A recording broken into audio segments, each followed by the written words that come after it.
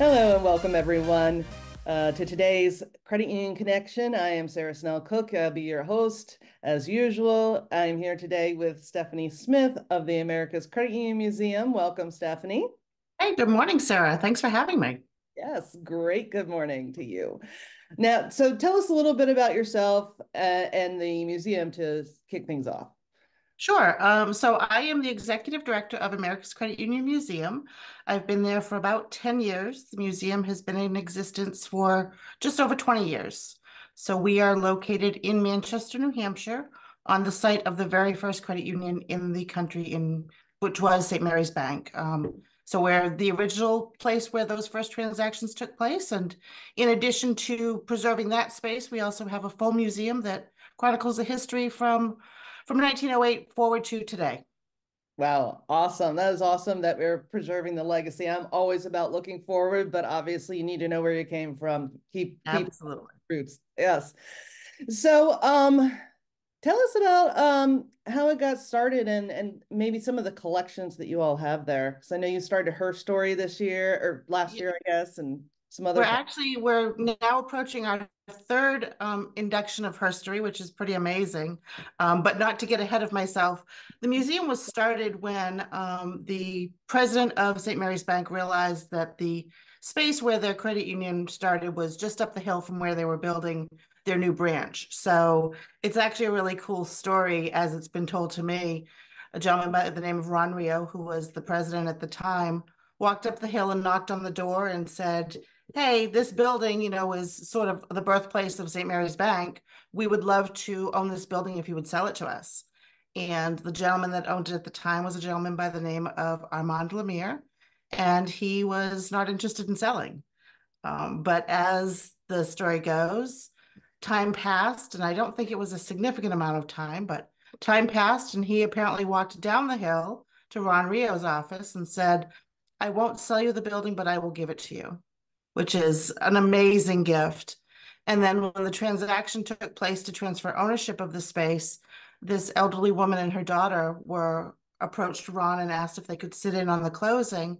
And after the closing went through, she approached Ron again and said that it was her father that was the first credit union manager in that space and that she grew up in that home. Well, So we had this amazing opportunity to collect her recollection of what the space was like in the early 1900s when the credit union was in the back room of her house. that is awesome because that is how many credit unions started for sure. Absolutely. And it's amazing to me that when people come to the museum, they'll often talk about how they had family members who started credit unions in their dining room. And that's not an uncommon thing at all. And it's wonderful to preserve the space where that first one happened, as well as to hear the stories of people that did that themselves. Yeah, absolutely. So, how do you decide on like what the exhibitions are going to be and how you're going to present those? So, like I said, we preserved the first floor space of the museum to what it was like in 1908. So that's really what we consider sacred space to the museum, and that space is very traditional to what the time period, dictated. But the second floor of the museum is sort of our exhibition space, and going on 4 years ago now, we did a complete redo of that space and put a decade space of, timelines of what happened in the credit union movement from 1909 to forward to today. So we chronicled the biggies, the HR 1151 and, shared branching that came out of, crises that happened in the United States. So we try and capture the big part of the history that sort of everybody knows, but then to personalize it with some stories. And that's really what brought us forward to Herstory, which you mentioned earlier, is I'd always do this tour and we'd talk about the credit union history and Ed Filene and Roy Bergengren. And occasionally we would talk about, Agnes Gartland or Louise Herring. And we'd get at the end of the tour and people would say, this is great, but where are the women? And we realized that so many women were so active in the movement in the very early days, as well as today. So it became our mission several years ago to create Herstory. And we thought it was going to be an exhibit that, told the story of how women were involved from the very beginning, and tell the stories of maybe three women from the early years and then three women that sort of what we call the change makers, sort of the transition to modern day, and some of the really icons of today's credit union movement. So we thought it was going to be 9 women and one and done. And the first year, we we put out a call for nominations for that because we also realized we didn't know the stories ourselves. So the first year we were overwhelmed by nominations, and we ended up inducting 20 women. And we realized we needed to keep it going. So last year we inducted another 6, and nominations are open right now for the next class. And we, as long as we have wall space, we're going to continue to tell those stories. And when we run out of wall space, we'll figure out how to deliver those stories digitally. So Herstory has really taken off and brought a real national awareness to people about the museum for those that maybe didn't know about us. So our call to action to get people to share the stories with us has really, it's been twofold for us as a benefit. We brought this amazing award-winning exhibit to the museum space, but we also brought the awareness of the museum itself to a lot of people that otherwise didn't know we existed. Yeah, awesome. So, you mentioned that nominations are open right now. How do people make nominations? So go to our website, which is acumuseum.org, and right there on the homepage, there's a button that says Nominate a Woman for Herstory 2024. Nominations are open now. They will close Memorial Day weekend, the end of May, and the new induction class will be announced somewhere around July 1st, with the induction ceremony at the end of September. Awesome, excellent. So, the other thing you mentioned briefly is digital. Um, Digital. because obviously, you were saying 4 years ago. 4 years ago, we're in the middle of a pandemic. Yeah, So, for sure. museums, just generally seeing museums have more interactive experiences inside as well as online has been occurring for quite a while now. Of course, COVID certainly sped that up. Talk about how the museum has adapted digitally. Yeah, for sure. I think that COVID certainly made us go a little bit faster in that department, but we are a space with limited amount of flat surfaces to put stories. And we're in the middle of New England, and let's face it, it's not a destination for everybody. It should be. I say come in September. Um, but we realized that we had to deliver the museum to the masses in another format. So we sort of took the opportunity during COVID to really focus on that. There weren't people in person at the museum doing events or doing visits. So we started recording oral histories of, some of the icons of the credit union movement in the past 50 years. And we've added those to our website. We've added a digital component to Herstory. And I think that that's really the future of the museum's collections, is to digitize what we have in physical archives, but also to tell the story so you can visit the museum from anywhere in the world. Yeah, and that's great for sharing Credit Union's story and Credit Union's collective story, Yeah, which is something I feel like we don't do nearly enough. A lot of people who run credit unions tend to feel like don't not, some a lot of them don't even realize what they're doing is making history, honestly. absolutely. Amazing Absolutely. life-saving stories, so and we were brought together again about a story that you and Denise Wymore of the Cranian De Novo Collective shared. Tell our audience that story again. Sure. Denise is such a great fan of the museum, and I knew that she was doing this project about during Women's History Month. So she reached out to me and asked me about some stories that she had heard from her time at the museum about women in the movement. And I followed that up with this sort of anecdote of what happened to me during the time frame when she reached out to me.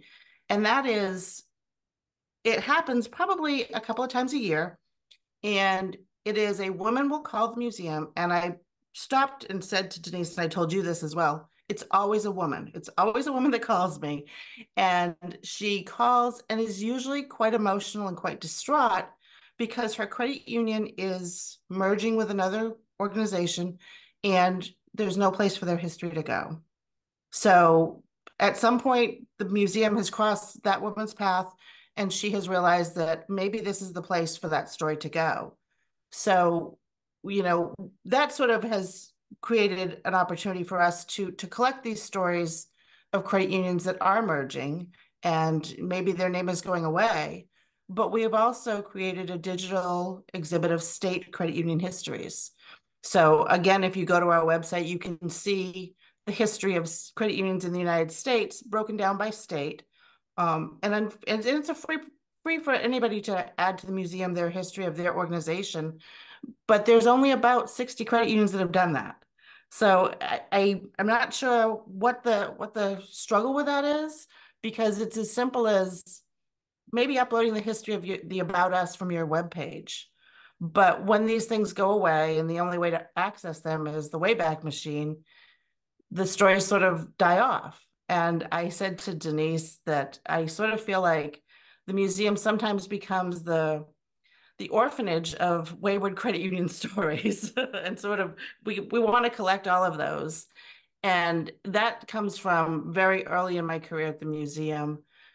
I had someone say to me at a trade show once, we don't know today what is going to be important to our history in 100 years. And we see that in, our modern times that, gee, if we could talk to great grandparents from 100 years ago and learn their stories, maybe we wouldn't be so quick to repeat the mistakes that we make, as a society, as a credit union, as a woman in a credit union. So my message to anyone that is out there that has a credit union that is thinking about merging, capture your history, share it with the museum, and we will preserve it forever.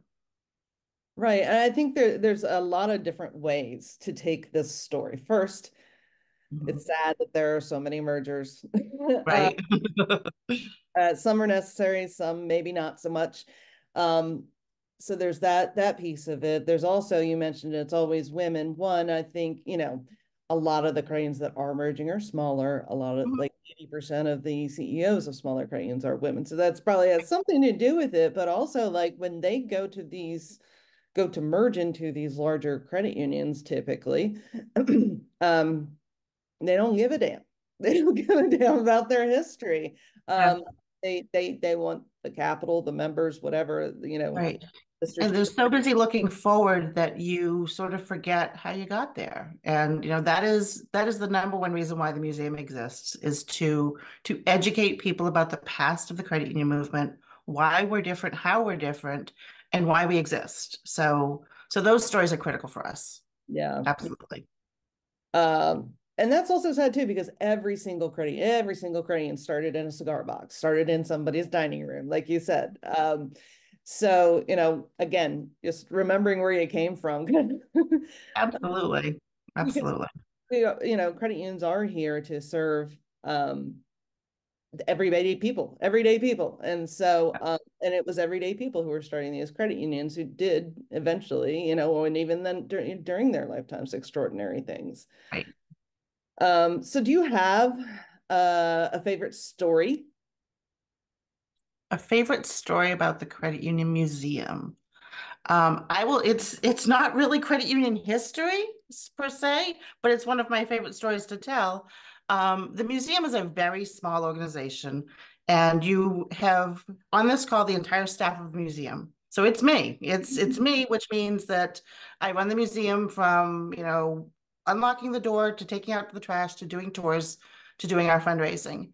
And my very first day at the Credit Union Museum, I was sort of dropped off with the codes to the building and the keys to the building and said, "Have a good time, have a great career." And I had not toured the museum. Mhm. And at the time, the space that we have, which is the decade space, was what we called the Hall of States. And I called it the Hall of Some States because not every state was represented. And I decided to go, do a tour at my lunch break and walk around and see what was happening. And I came around the corner from my office into that large exhibit space, and there were two men standing in the corner. And they were the cutout exhibits of Roy and Ed, which are an icon of the museum. If you've been to the museum, you've taken your picture with these gentlemen, and they're full-size life cutouts. but I thought that there were two men just hanging out in the exhibit space that got in and I didn't know they were there. So it reiterated to me how sometimes it can be a very lonely space. But it's almost like, my night at the museum moment for sure. So where the exhibits come to life. Um, Yeah. yeah. That's very cool. And so what's your favorite exhibit right now? Well, my favorite exhibit is Herstory because Herstory was something that I came up with on my own. It was my vision of how we share the women of the credit union movement stories. And, there's nothing that we did in that exhibit was unintentional, from the colors that we used to the materials that we used to the way we displayed the plaques of the women that are inducted. So that is certainly my favorite one. We are currently working on a new exhibit, which is African American Voices in the Credit Union Movement, and that will premiere in July, in right before the World Council conference is in Boston. So we're going to launch that same weekend. So that is certainly what's taking a lot of my attention right now, and a lot of the elements from Herstory we're reusing in the African American exhibit because they worked so well for telling the story. So I don't necessarily, I feel like, a mom, I don't have a favorite kid, but your kid's the kid that needs to be the favorite at that time. Yeah. So right now it's a tie between those two. Yeah, so that's awesome that I hadn't even considered that World Council and Kino are gonna be, or America's Guardians are gonna be in Boston this year. So Yeah. hopefully people can make that quick trek over to Yeah, y'all. absolutely. So if you're going to be in Boston for the World Credit Union Conference, please come a day early. We're providing buses from Boston to the museum for the exhibit, sponsored by the World Credit Union Foundation. So we're going to bring 100 people up to the museum, show them this new exhibit. Rodney Hood's going to be in the house and, share a little bit of, what he thinks is important about the exhibit and the museum. So it's going to be a great day. Yeah, yeah, that sounds awesome. And so we've talked about a lot of different things here. How do people, we talked about how to apply for Herstory. How do people actually submit, for example, their credit union's history if they happen to be merging away, either into a credit union that doesn't want their history or just to preserve it in a different way? How do people go? Yeah, so there's a form online that, it's on our website. It's under Tell Your Credit Union Story. But you can certainly just email us, reach out to us and we will send you down the right path of how to get that to us. And the best way to do that is info@acummuseum.org. So, Okay. share your story, share it all the time. Yes, absolutely.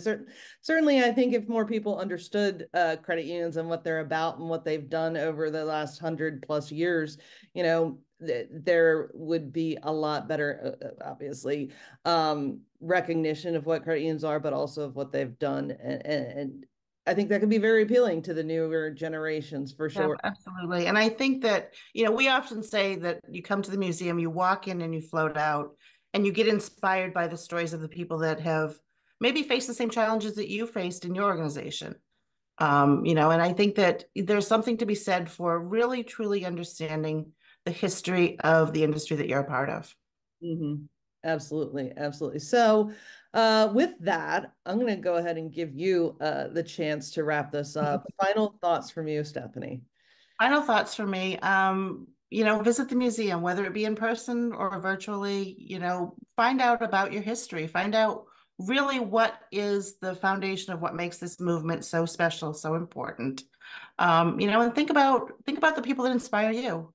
And if it's a woman, tell that story to her story and, get some recognition for those people. We are a family of people that are um, very unwilling to maybe necessarily share how amazing we are, but there's a group of amazing cheerleaders out there that will tell the stories of the amazing people in the movement. And it's important that we share those stories and that we capture them at the museum. And like I said, it's a staff of one. We have an amazing board of directors that is a national board, but there's less than 2 dozen of us that are out there trying to sell you the museum. It's part of your history. You should know about it and you should understand what we do.